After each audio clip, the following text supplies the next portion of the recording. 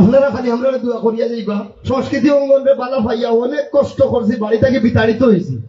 সিলেটের কোনো একটি অনুষ্ঠানে বক্তব্য দিতে গিয়ে চোখের পানি ফেলে কান্না করলেন সিলেটি আঞ্চলিক নাটকের জনপ্রিয় অভিনেতা শাহেদ মোশাররফ খোটাই মিয়া ভাই।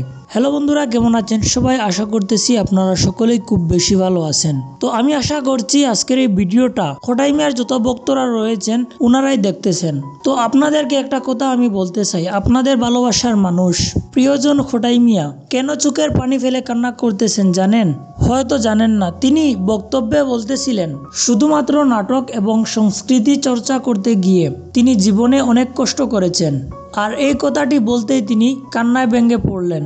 এই ভিডিওটা আমার খুব ইচ্ছা ছিল আপনাদের সামনে প্লে করার, কিন্তু কপিরাইটের প্রবলেমের কারণে এই ভিডিওটি আমি আপনাদের সামনে প্লে করে দেখাতে পারতেছি না। কিন্তু এই ভিডিওতে যা বলেছেন খোটাই মিয়া ভাই, যদি আপনারা নিজ কানে শুনতেন তাহলে হয়তো আপনারও শরীরের পশম কাড়া হয়ে যেত। আজকে উনি যে স্থানে রয়েছেন এই স্থানে আসা অনেকের স্বপ্ন, কিন্তু তিনি এত বড় একজন অভিনেতা হয়ে এখনো ওনার ভিতরে কোনো অহংকার নেই। তো আপনাদের কার কার ফেভারিট অভিনেতা খোটাই মিয়া ভাই অবশ্যই কমেন্টে বলতে পারেন। সিলেটি নাট্যাঙ্গনের সকল ধরনের নিউজ আপডেট পেতে আমাদের চ্যানেলটি সাবস্ক্রাইব করে আমাদের পাশে থাকবেন। ধন্যবাদ।